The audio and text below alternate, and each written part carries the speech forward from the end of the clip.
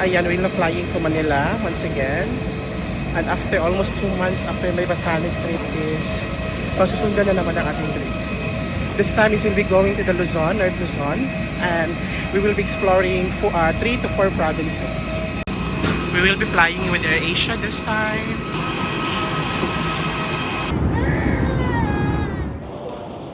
Ayan guys, we are now here at the Terminal 2 of NAIA. Grabe yung turbulence when we departed from Davao. Ano talaga siya guys, kasi due to bad weather kasi when we took off in the NAIA Davao International Airport, kaya medyo turbulence siya. So quick story time lang siya guys. Kanina pala papunta kami ng airport. We were stuck on the traffic somewhere in Panakan. So ang nangyari is when we arrived at the airport na kanina is nag-close na yung counter. Luckily kasi nakapag-online check-in na. So we have already the boarding pass. So sabi nung crew ng AirAsia is since na-close na yung gate, na-close na yung counter is papababayaran sana kami ng 2,200 na luggage. Kasi may check-in luggage naman kami. May check-in luggage kami. 2,200 per luggage. So dalawang luggage na yung i-check-in namin. That will cost us 4,400. So we were parang nahihina kami ng loob kanina. Nahihina kami kanina kasi pababayaran pala kami ng 2,200. But luckily, maya-maya naman is nangyari, tinawagan ng AirAsia crew yung ground staff sa baggage area. Pwede pa naman daw mag-add ng bag. So ayun, so instead na magbayad kami ng 2,200, hindi na kami pinabayad pa ng baggage. So from here sa Terminal 2 is sasakay kami ng taxi. Ng Grab kasi doon kami sa MOA sa may E1 sa may Starbucks MOA yung aming meet up papunta sa Apacabella. So this trip consists of 3 provinces na bibisitahin natin. Hopefully then is makabisit tayo makaside trip tayo ng isang province. This trip is short, otherwise known as Apacabella, because we'll be visiting Apayao, Cagayan, and Isabela.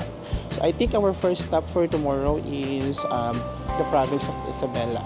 So joiner trip yung nakuha namin na tour guys, and currently is nasa mga 9 packs yung confirmed na magsasabay sa tour natin ngayon. We booked this tour via Camp Local. Nakikita lang namin ito siya sa Facebook.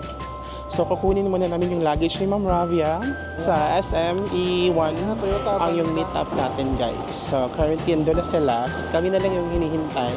And then we have already booked a Grab. We are waiting na lang na magdating siya.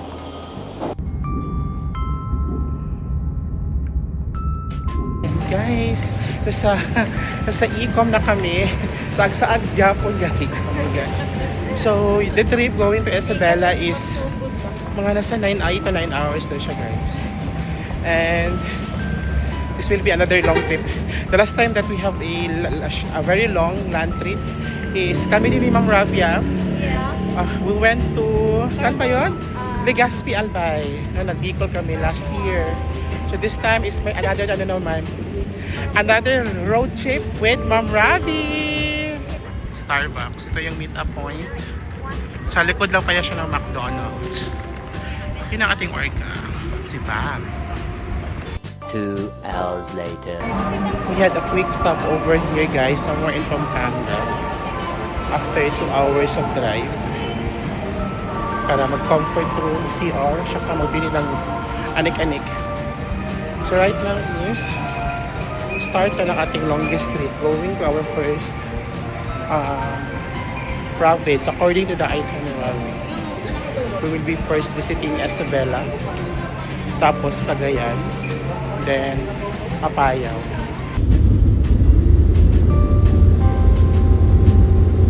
Ayan guys, after 8 hours na no? After 8 hours is mag-breakfast muna kami in Isabela. So nasa Isabela town na tayo guys, pero 40 minutes pa yung spot going to our first destination talaga. So we decided na mag-breakfast na lang somewhere here in the province of Isabela. Guys, welcome officially sa Isabela. Diyan tayo sa marker na yan, Victoria. Ito pa lang yung tinatawag guys na The Four Chieftains. Yan yung story niya. Yan guys, yan yung statwa ni Isabella. Yan. Ito na yung marker guys. Ng Isabella. We have officially stepped in our 37th province visitor. It's Isabella. Mas nice ang dato. Guys, we're still at Alagan. Sa Ilagan pala tayo ng Isabella. So dito na naman guys, is another spot. Yung isang malaking upuan. Then dito na tayo sa town ng Ilagan. Ilagan is one of the cities here in Isabela. Sobrang laki ng upuan guys. Gosh, yan. Next spot guys is a Japanese tunnel. We've been a lot of Japanese tunnels already. Last month, nagpunta kami sa Batanes na Japanese tunnel. So if you are going to visit the tunnel guys, entirety ng tunnel na to, it will take you mga 1 to 2 hours. Kasi marami pang spot niya sa loob, sa ibabaw. Since we are running out of time, so dito lang tayo sa may Japanese tunnel signage. Oh my gosh. Tatlo lang sir yung ano. Ang sa manipulator andito sa harapan at din po sa may exit na. And then 40 meters lang po muna yung inopen po nila for public viewing and about 3.66 height and weight for our safety. And din po sa loob po ng ating tunnel, mas exciting po kasi meron po kaming sound effect. Mga taong umiiyak at humihingi po ng tulong. Yes. Takot naman sa effects na yan. Sound, para lang din po We're down here at the Japanese tunnel guys. So after this is pupunta na tayo simbahan pa daw. Katapos sa simbahan is pupunta na tayo sa second province natin, which is yung Cagayan. So probably doon tayo magsistay ng ating first night sa Cagayan. After 2 hours guys, from the last spot that we had sa Japanese tunnel, we have already reached my 38th province. The province of Cagayan. Oh my gosh. So we have already struck 2 provinces in one day. Nasa ano tayo, provincial capital ng Cagayan. So what we're going here is magphoto op lang. Tapos pupunta na kami doon sa may falls. Guys, after namin doon sa Cagayan signage is dito na kami ngayon sa yung church na parang may cave siya.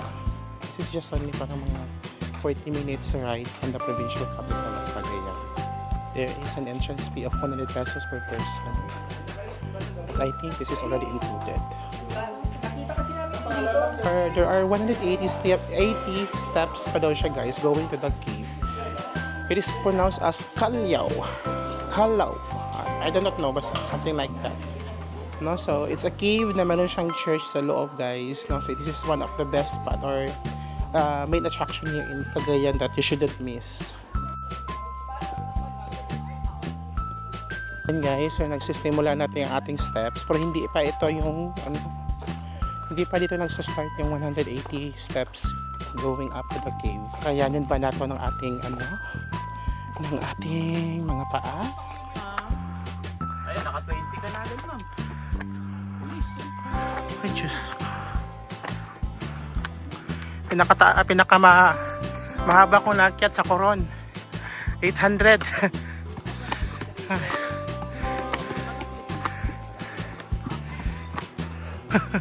Oh my gosh. Guys, saan na tayo? 140 steps. Oh my god, we still have 40 steps to go. Ito na yun guys, yung cave. And parang may ano pa siya. Parang may church something daw sa loob. Dito ba yung banda? O in which part? Yung stairs is very worth it guys. This is now na parang may church. Ayun, oh. Yun yung light. Yan. Look up mo. It's really dark here guys. Madilim talaga siya.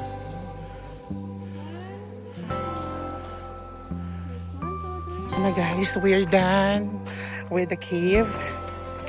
The hike is worth it actually, despite of the 184 steps.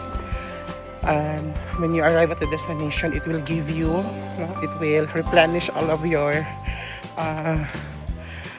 tawag nito, yung hingal na nakuha mo paakyat is nasasuffice naman siya sa view pagdating mo doon sa itaas. After this is, I think we will be going to our last spot before tayo mag-check-in. Ano daw siya guys? Falls daw siya. Canyon Falls, no? So I guess we will be changing our dress later na pag-swim tayo. Hindi na kami nakapag-falls kanina guys kasi we're running out of time. So what happened is nag-proceed din lang kami dito sa aming accommodation. Accommodation namin guys. So ito yung room na assigned to us. Tatlo lang kami dito ng Ma'am Ravi at Ma'am Crisel. Yan. Dito ang bed ko, doon silang dalawa. Tsaka ano ha, perfect yung bed kasi merong bidet. May bidet guys. Ayan. We are staying here at Cagayan, Santa Ana, Cagayan Country Inn at Santa Ana. Meron ito silang restaurant sa likod. May mga branches din pala sila sa El Nido. I guess that's the end of our first province trip here. First part of our Apacabella trip. Ma'am Ravi, Ma'am Crisel, i-activate pa natin. Tomorrow. Rise and Shine guys is officially day 2 na ng ating Apacabella trip. So right now is maaga kami guys, as early as 3 AM nagising na kami, nag-fix. Tapos nag-breakfast na kami at 4 AM kasi maaga kami nga alis ngayon. Kasi meron pa kami isang spot na hindi namin napuntahan yesterday. Yung falls sana, no? Yung falls sana dito. So instead na puntahan namin siya, pupuntahan sana namin kahapon is ngayon na naman siya pupuntahan.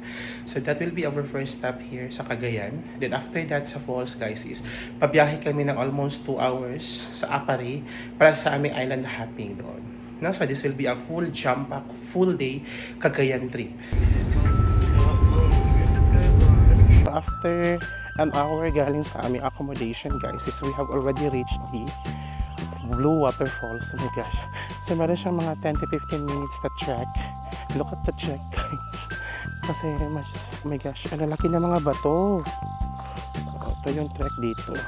Look at the ano guys, trek. Oh my gosh, dito ka pangit yung daan. Oh my gosh. Just guys. Medyo mahirap yung daan. Dahil pala sa bagyo guys, kaya medyo pangit na yung daan.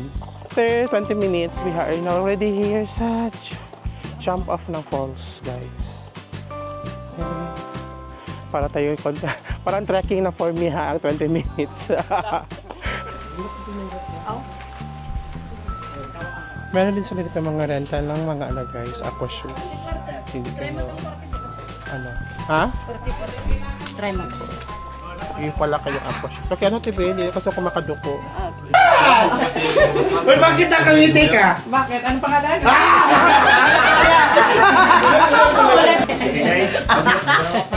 Ayan, so tapos na yung orientation. Habang kaya niyo pang umiti. Let's start the trek again. Dagkuan ako sa bato. Laki naman gusto ko. Bali lahat po, bali 2.5 po lahat ah. Ano 2.5? 2.5 kilometer. Extreme na ba?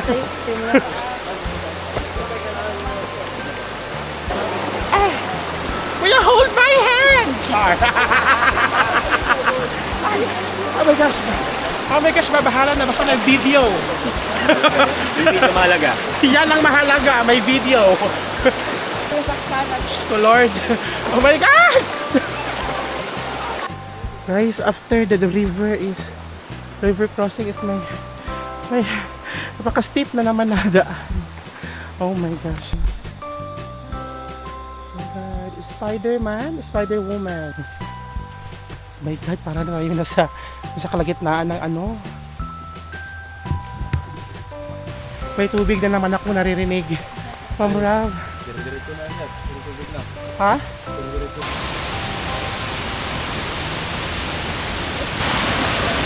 Oh my God, guys. Ang haba ng truck. Oh my God, bakat na trekking. Guys, yan yung inakyat namin. Diyos ko, grabe yung track. Yan guys, so this is the first fall. Oh my gosh. Maganda. Malalom, sir? Malalom? Malalo. Malalom.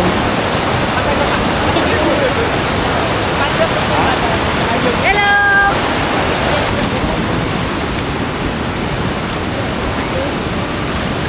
Need bang lumangoy? Oh my God. Wala. Ganon din ko, di ba? Mas mahirap to. Parang. Oh my God.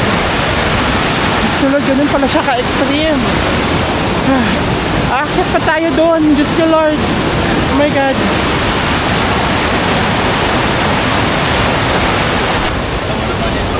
Lewin. Hindi ko na ka? Hoy!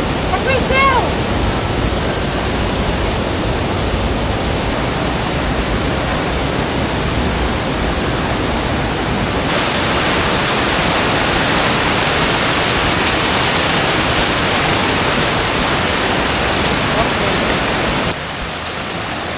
Oh my gosh, hindi pa to halfway guys ha. Wala pa tayo nakakalahati. Ah, ito na yung halfway ng trail guys. Diyos ko Lord. Half pa lang po tayo.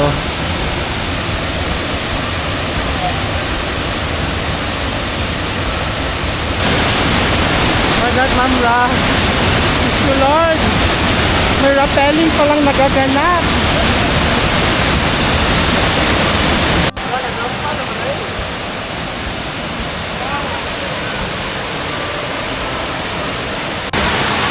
Diyos ko Lord, kailan pa ito matatapos?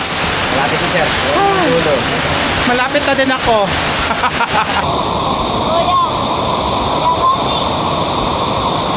Ay, malapit na tayong matapos guys. So, currently, mga nasa 3 hours na kami nag-track. Yan guys, after almost 2.5 hours, we are now here at the end of the trail. And this is the Kawasan version of Cagayan province. Yes!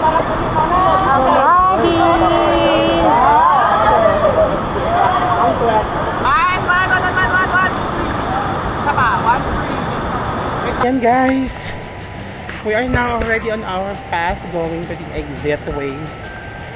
Di ako na-orient sa trail. Ito na so far yung pinaka-extreme ko na travel and all of my travelog. Di ba Ma'am Crisel? Hello. Yes. Very challenging talaga siya guys. Very extreme. Pero it's all worth it. That's it guys. That wraps up our waterfall, Blue Waterfall Cave at saka Lipit Canyon at trail dito sa Cagayan. So far, yan my entirety of my travelog. Yun talaga, ito yung so far yung pinaka-extreme and adventure na experience ko. Nag-start kami ng trail at 6:30 AM and then right now natapos kami 10:30 na. No, so roughly that was 4 hours of trekking. Just ko Lord. Nakapag-canyoneering naman tayo sa Kawasan pero yung short trail yung ating na-experience. This one is super duper very long. Though 2.5 kilometers lang siya. Pero iba yung experience dito. So when you are here in Cagayan, do not miss this one. When you coming here, pwede naman mag-DIY guys kasi 50 pesos yung entrance natin, diba? 50 pesos lang yung entrance. Tapos 500 pesos yung guide fee. The guide fee is equivalent to 1 guide equals 3 tourists. Tatlo na siya. So, never skip, do not skip the Blue Waterfall Cave System Lipit Canyoneering here in Cagayan. So this time is babalik na kami. Papunta na kami sa Apari for our island hopping that will take us around 2 hours pa biyahe papunta pa ng Apari. And guys, we are now already at the tip of the Cagayan Valley. So meron tayong isang island hopping activity for this trip. So I think parang tatawid tayo dyan sa kabilang isla, sa Palawi Island. Ito yung port ng Cagayan guys. Yan o.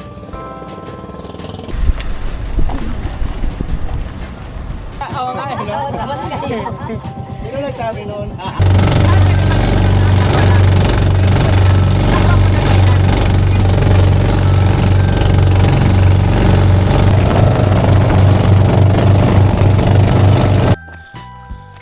Guys, we have reached already the Palawi Island. Grabe yung alon papunta dito, guys. Hindi nga ako nagpunta ng Itbayat Batanes kasi ang laki ng alon. Dito pala sa Palawi natin may experience yun. Sabi mo ka rin, video mo ka, sabi mo ka rin. So 15 to 20 minutes pa yung pag-akyat na. Sure? Sure ba tayo dyan sa Scam kami. So from here sa spot natin, it will take us 25 minutes daw guys na trail. It's a trek. Oh my gosh, wow. Hiking siya guys, papunta doon sa ibabaw. Wow, look at that. Oh my god. See. Tapos doon tayo sa may pinakaibabaw guys. Pupunta. Ay. Ito yung trail dito guys, paakyat. May mga hagdanan. So, hindi ko in-expect na ganito pala ka-adventurous yung Cagayan. I thought parang ano lang siya, city views, and etc. May mga extreme na trail dito sa Cagayan, no? It surprises me. And guys, nakapagpa-picture kami dyan sa may Palawi Island signage. So ngayon is, itatry natin na umakyat pa doon sa pinakatuktok kung kaya ng ating stamina. Kasi galing na tayo nag-canyoneering, tapos hiking na naman. Diyos ko Lord, I had so much of my cardio exercise already. Guys, almost there at the top na tayo ng bundok. Ganito na yung trail. Diyos ko Lord. Guys, andito na tayo sa lighthouse. Tinawag siya na Faro de Cabo Engaño. Ay, may trail pa pababa. Diyos ko Lord.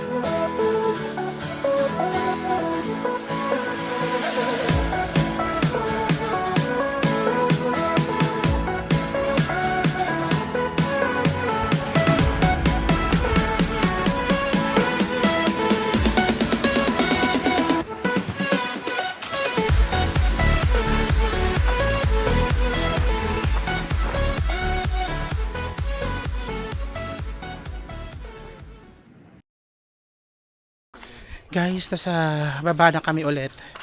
Nasa shore na kami. So it's already 4:30 PM na. Pa-sunset na siya guys. Supposedly may napapuntahan pa na kami isang isla, yung Crocodile. But I am not sure if it will still be pushed through since malapit na mag-alas 5.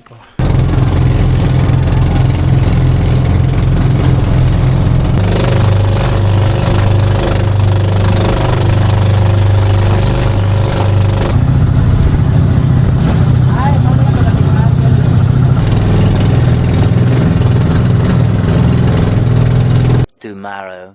Ayan guys, so it's officially our last day already of our Apacabella trip. So currently, nasa another hotel na naman po kami. So every night is paiba-iba yung ating accommodation. And on our first night is andoon tayo sa may somewhere in Cagayan, sa Bagao. So this time, dito kami ngayon sa Apayao. No? Apayao. Dito kami nakastay sa Star Jewel. Maganda guys yung room na kinuha sa atin ng Orga. In fairness, lahat ng ating mga wala password. In fairness sa mga accommodation guys, grabe, no? So, magaganda. Ayan, so ngayon is ating activity is magtutour lang sa 3 spots dito sa Apayao. Saka babalik na tayo ng Maynila kasi we still have a long travel pa na gagawin going back to the Manila. How do you found so far our trip? So tiring but worth it. Yes. Si next, you know what guys, in-expect ko talaga sa tour na ito is simple lang, parang chill na lang siya nga na trip. Hindi ko in-expect na meron palang mga ganong klaseng trip na doon sa somewhere in Cagayan. Cagayan talaga, na-surprise tayo. Kasi meron talaga siyang i-offer sa'yo na mga extreme activity. Guys, we are staying here at the Hardin Dununa Lodge and Residence somewhere in Cagayan. First stop is the Apayao signage. So, di pwede na walang attendance here. At the same time, kasi ito yung sports complex ng province of Apayao. At that. Meron silang pool for swimming competition. Kaso nga lang hindi masyadong na-maintain. Tapos, andyan yung I Love Apayao. Kasi in every provinces that we have been through is dapat meron tayong mga photo opportunities sa mga ganitong signages.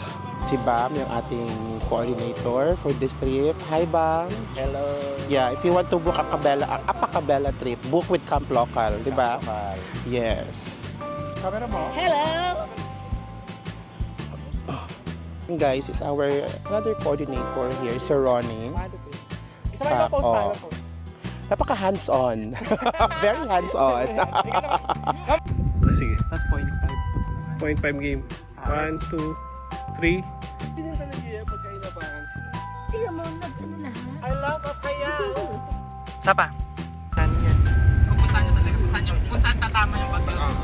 Yes, second spot guys is the Lusok Cave. This is just only meters lang. Malapit lang siya from the last spot that we had. And of course, after that is pabalik na tayo ng Maynila via Ilocos route tayo later. My gosh, expected pala lagi yung Northern Loop na siya. Attendance check ng ating mga kapwa joiner tours. Si Doki, okay. Si Sir Ed.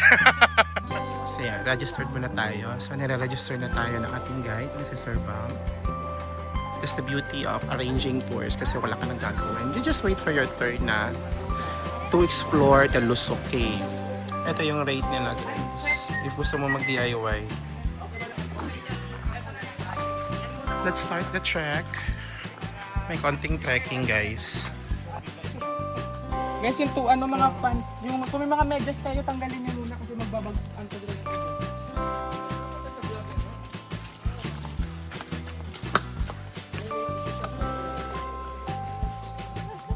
Shoutout ako sa nag-shoutout. Antayin lang natin pala yung driver natin. Kami na magdadrive. Bakit may tubig siyan? Bakit nagko-collide tayo?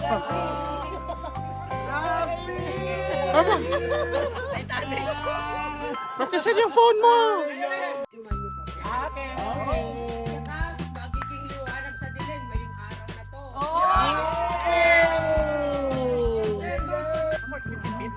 Nababa lang. Kaya ni Kuya Ed. Buntis na po yung babae niyan banda kasi pumalaki na po ang tiyan niya. Akala ko anong malaki. Pati ba yung relasyon nila, hindi katulad ng relasyon namin nito. Eto na nga, dito pala yung tinatawag natin Buddha na imagine yung bata Buddha to, sir. Pero kasi ganito man yung katawan nito ng kahit hindi lang tumayaman ko sunod ko uso kasi ribandet ko yung buhok na pababa. Ang nakadiscard lang sa kanya dito yung parang pwede ko naman ang pinsin sa kanya. Wala ng tubig. Kaya may tubig na dyan sa kabilang basa.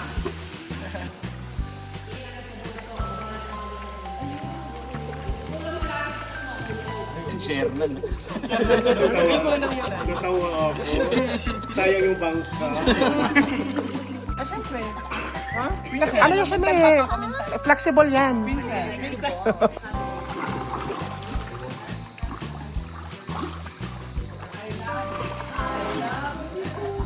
Suppose na yung ating trail sa Lusok Cave. Definitely guys, one of the best thing here to do in Apayao. So do not miss this trekking. Ganda yung spot doon sa cave guys. Tapos meron pa kaming time for photo opportunity. This will be the best. So right after this is we'll be going to Manila na. I will be taking the Ilocos route. So parang may side tripping kami mamaya sa Ilocos. So this will be a very long ride, 13 to 12 hours.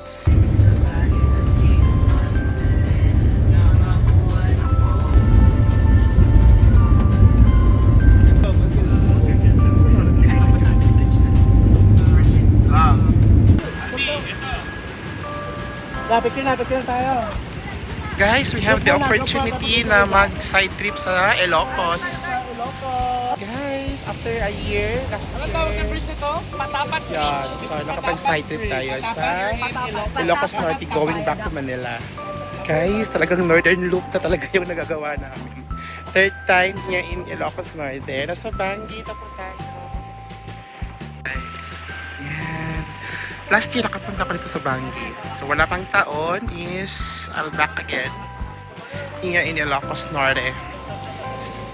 So naging Northern Loop na talaga siya, guys. So from here is may 10 hours pa going to Naiya, guys. So after natin nagpunta sa Ilocos, after 12 hours, almost nearly 12 hours, is we have already reached Naiya Terminal 2. So babalik na tayo ng Davao kasi quick lang yung ating trip for this time. So we'll be flying again with AirAsia. So my final thoughts on our recent trip sa Apacabella, guys. Actually, hindi ko in-expect yung ganda ng ng Apacabella. May ganun pala ng Isabela, Apayao, at Cagayan. Meron pa silang ganung ina-offer klase na extreme activities dito sa Luzon. So, sulit lang naman yung nabayaran natin na 7,000 na tour package. Yeah. Under Camp Local kay BAM. Then, kasali na doon lahat ng mga entrances, van service, at saka accommodation. In fairness sa accommodation ha, sulit talaga siya kasi magaganda. Yung excluded na talaga sa tour package is yung meals natin, lahat ng mga meals. Well anyways, sa meals naman is ang mumura naman ng mga pagkain sa mga provinces na puntahan natin. So unexpected siya kasi parang naging North Luzon loop na siya, guys. Kasi ipabalik natin is dumaan tayo sa Ilocos. So, unexpected na trip yun. So, that's it. Dito naman tayo mag-i-end sa ating Apacabella trip. Let's see you again sa ating next travelogue series.